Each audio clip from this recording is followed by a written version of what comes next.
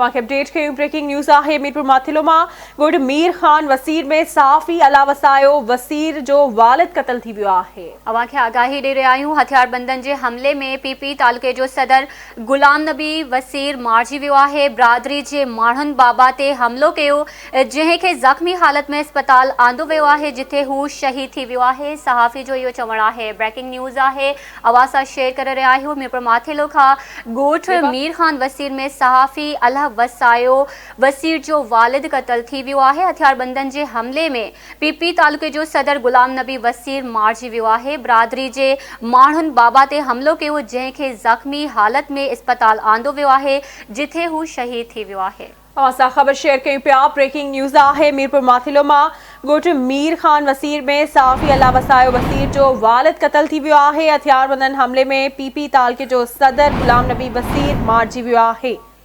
बिरादरी जे माण्हुनि बाबा ते हमिलो कयो आहे। सहाफ़ी जो चवणु आहे त जंहिंखे ज़ख़्मी हालत में अस्पताल आंदो वियो, जिते हू शहीद थी वियो आहे।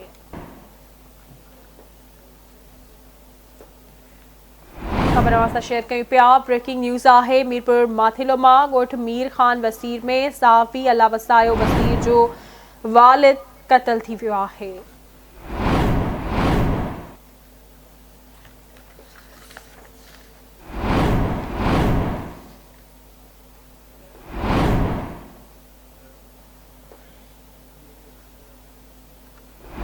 भेरो बीहर अवां सां ब्रेकिंग न्यूज़ शेयर करे रहिया आहियूं। मीरपुर माथिलो खां ॻोठ मीर ख़ान वसीर में सहाफ़ी अला वसायो वसीर जो वालिद क़त्ल थी वियो आहे।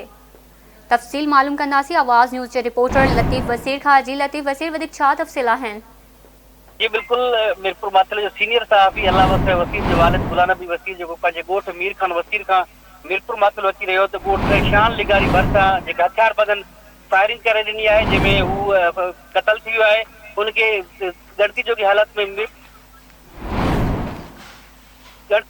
में उनखे मीरपुर माथिलो आंदो वियो, जिथे उन ज़ख़्म जा सूर रसंदे जेको उते फौत थी वियो आहे। इन वक़्तु मीरपुर माथिलो जी तालका हॉस्पिटल में वॾी तादाद में शहरी सिविल सोसाइटी जा माण्हू, पीपल्स पार्टी सां लाॻापियल जेके कारकुन आहिनि, वर्कर आहिनि, उहे उते पहुतल आहिनि। ऐं उन सां गॾोगॾु हलार ख़ान पिताफ़ी जीडीए जो अॻवान आहे, उहो बि उते पहुतल आहे। ऐं उन सां गॾु सूबाई वज़ीर जेको आहे अब्दुल बारी पिताफ़ी, उहो उते पहुतल आहे। इंतहाई अफ़सोसनाक वाक़ियो पेश आयो आहे कि जेको गुलाम नबी वसीर जेको पंहिंजे ॻोठ खां अची रहियो, पर ॿिए पासे जेको क़त्ल थी वियो गुलाम नबी जो पुटु जेको आहे सीनियर साहिब अला वसायो वसीर चवणु आहे बिरादरी जे माण्हुनि नज़ीर ऐं बशीर वारनि जेको साथियुनि सां गॾिजी हमिलो करे उन्हनि जेको क़त्ल कयो आहे। जी महिरबानी अवां जी अपडेट करण लाइ।